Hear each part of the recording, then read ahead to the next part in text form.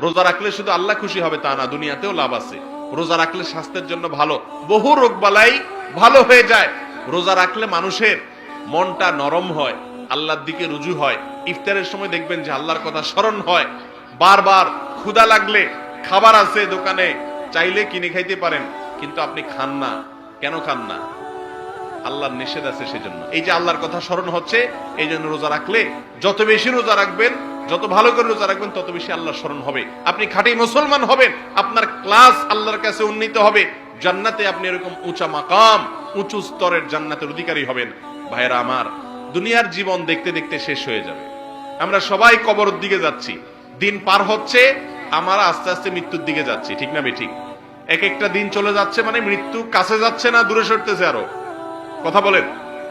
এক একটা মাস চলে যায়, এক একটা বছর চলে যাচ্ছে, এর মানে কি আমরা কবরের দিকে যাচ্ছি না কবর আরো দূরে সরতেছে?